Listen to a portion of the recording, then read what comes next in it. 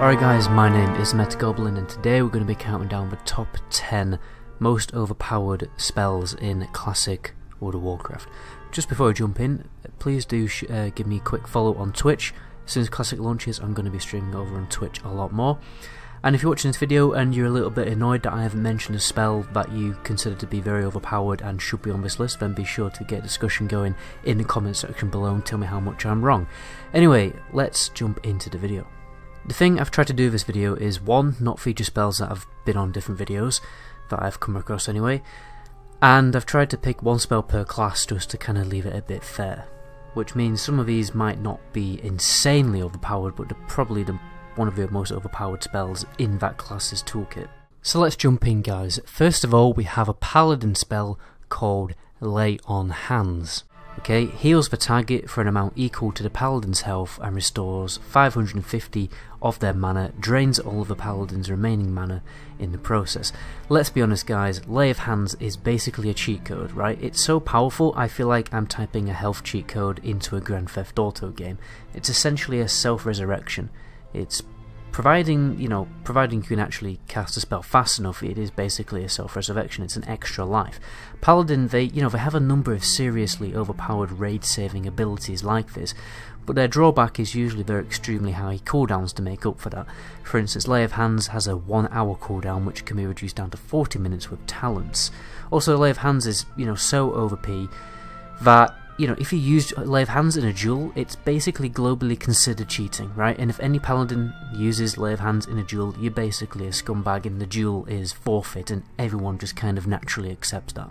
For the second spell on this list, we have a pre-spell which is Mind Control. Mind Control is one of my favourite abilities in the game.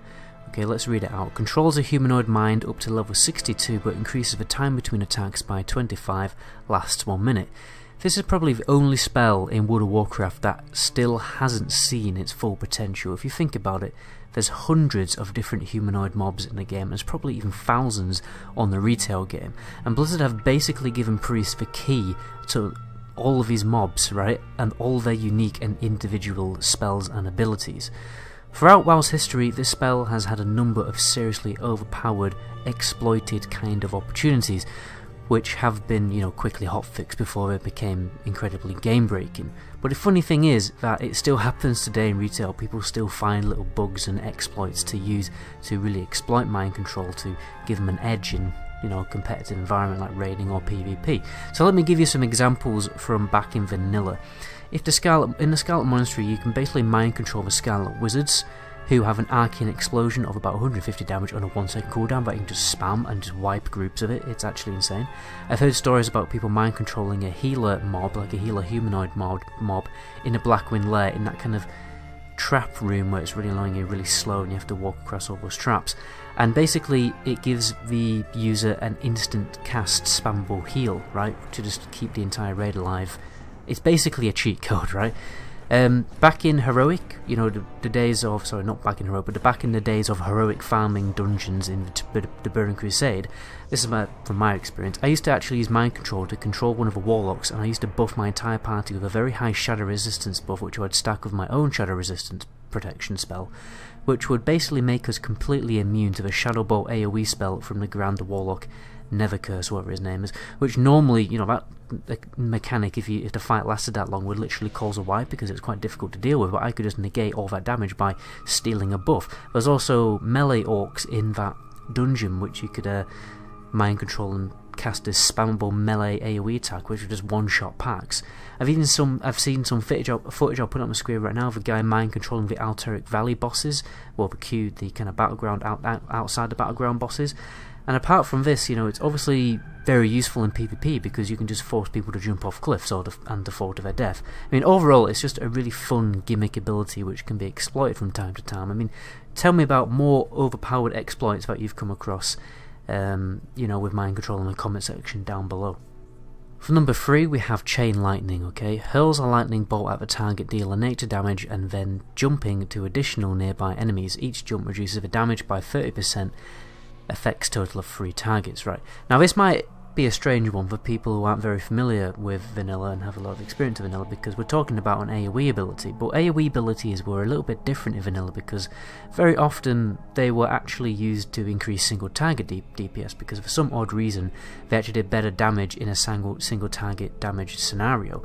So things like multi-shot and whirlwind were actually used in a single target rotation, and chain lightning was probably the best example of this, right? Because chain lightning had the ability to crit literally over 2k damage, sometimes 3k. I even found a clip of these guys using an exploit on the PTR to make a crit for 25k back in vanilla, right?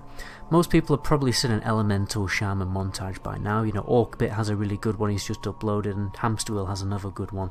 The reason for chain lightning being so overpowered was because it just had so many talents in the elemental talent tree that boosted its damage, right? You had Concussion that increased the damage by 5%, Call of Thunder increased the crit damage, then Elemental Fury doubled the crit damage even further, then you had Elemental Mastery cooldown to further buff your damage. For our fourth spell, we have a Warlock spell, which is Summon Doomguard, right? This is probably one of the coolest spells in the game. Let's read it out. Begins a ritual that sacrifices a random participant to summon a Doomguard. The Doomguard must be immediately enslaved or will attack the ritual participants. Requires the caster and 4 additional party members to complete the ritual. In order to participate, all members must right-click the portal and not move away until the ritual is complete. So, Let's jump in, right? You learn this spell, you don't get this from a class trainer or anything, you literally have a 2%, this has a 2% drop chance from the Dreadlords and the Blasted Lands, and they're elite mobs, they're not the most easy mob in the game to solo, so it's kind of like you have to kill like all these mini-bosses, but priests also need to kill these mobs as well, for the Benediction quest, so you might, nonetheless it is quite rare for a Warlock to have this spell because it's just so difficult to obtain in the first place, you have to kill all these elites on your own. The concept, right, this is what the concept is, and it's what makes vanilla so unique and different to retail, because it's just totally mental once you hear about this, right? Because the idea is that, here's the whole idea: if you kill enough Dreadlords, you will eventually steal this forbidden piece of knowledge from the Dreadlords contained within the book, and this spellbook is difficult to obtain.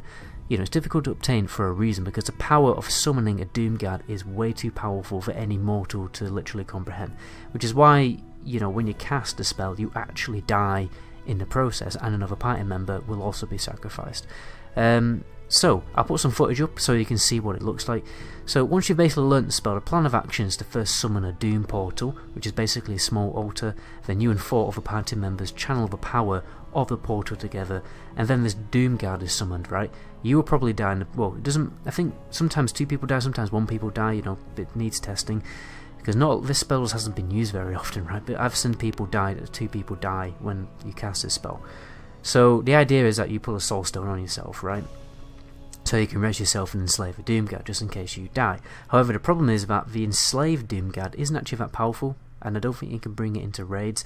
So, but when he's untamed, he's literally unstoppable. It basically has the equal stats of an elite mini-boss, and has the potential to wipe out entire towns of low-level players, right?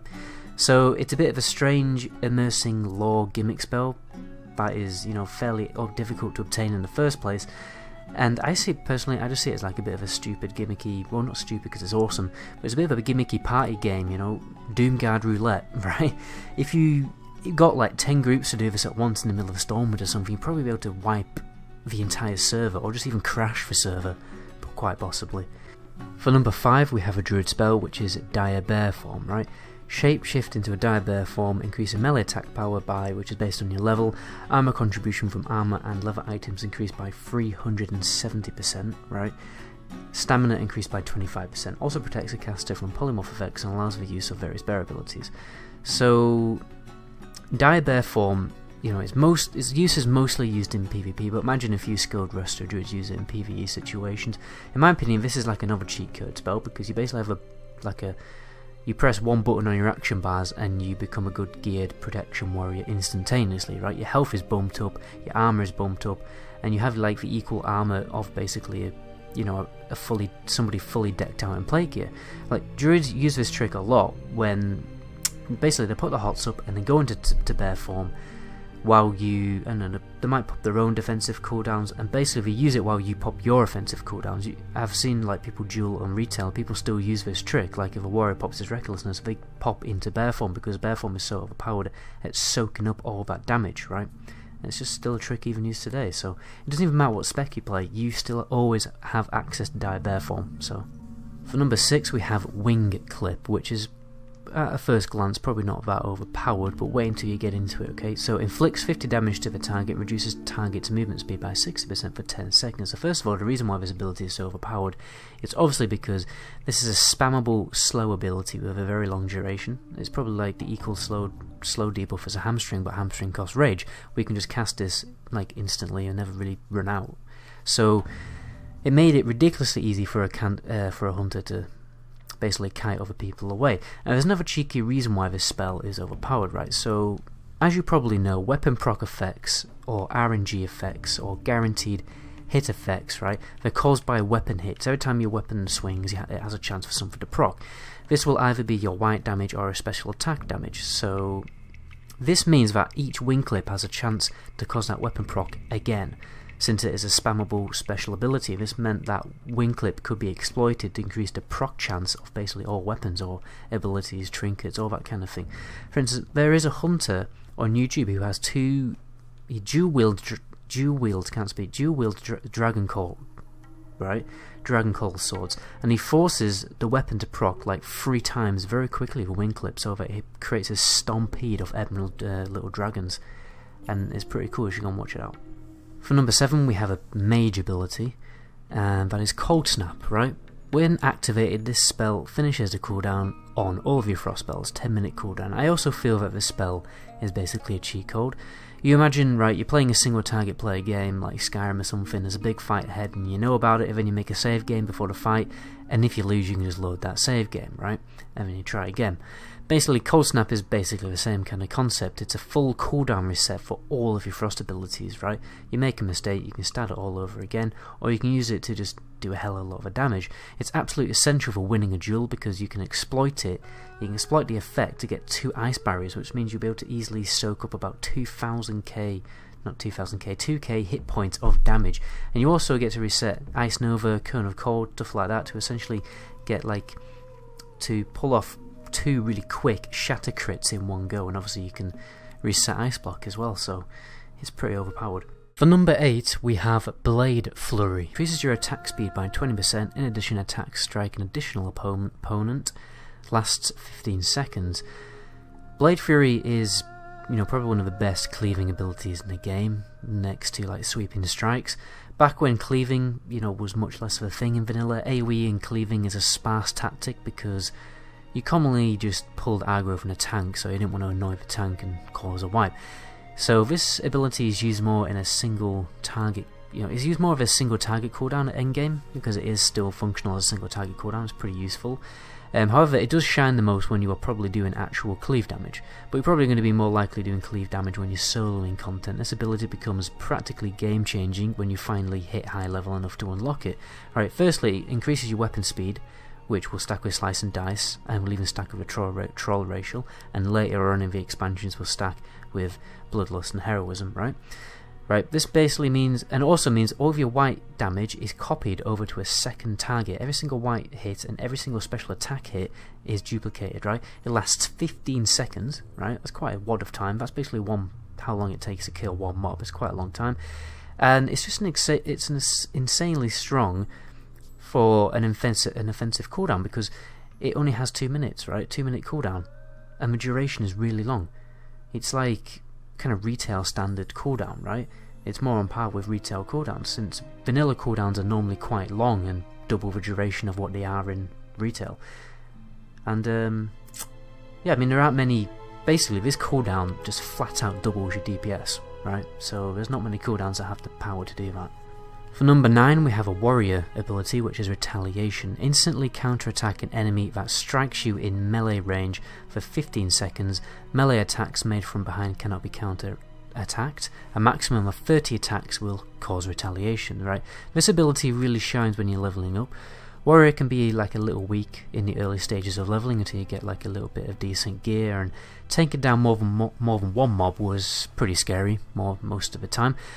But a Retaliation made taking down mobs pretty, it made it capable. You were basically capable of taking down probably like 5 mobs at once if you were quite skillful, because it essentially made you immortal for about 15 seconds, and with every hit you take it would retaliate the damage equal to your weapon damage, right? So if mobs attacked you really quickly, they would essentially just be punching themselves in the face until they kill themselves, right? You really did feel like an absolute god when you used this ability.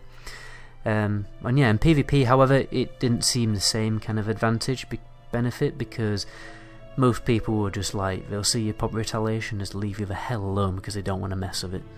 So when I was writing a script for this video, I thought I had 10 things written down, but apparently only have 9. So I'm just pretty much going to add one in at the last minute, try and wig it in, because I'm really, short for time. Basically, I'm going to put down Wind Fury Totem, right? Because Wind Fury Totem, basically any totem used by a shaman, can become extremely overpowered, providing you are in the correct group for it. So, for instance, in a Wind Fury Totem, you just put a healing shaman next to basically all the melee DPS in the group. One is going to be able to heal that group pretty effectively with Chain Heal, because Chain Heal is another really overpowered ability, but he's going to be able to boost the damage massively of every single melee DPS, particularly rogues, with Wind Fury procs. And if they have Hand of Justice and sword specialization and stuff like that, where they also get extra hits, or maybe even have Thrash Blade, stuff like this, then they can basically put out some seriously high DPS numbers. So Wind Fury Totem is the last spell, totem, ability, whatever, on this list, and that's where I'm going to end the video there before my voice absolutely implodes on itself. My name is Hamsterwheel, and until my next video, ciao.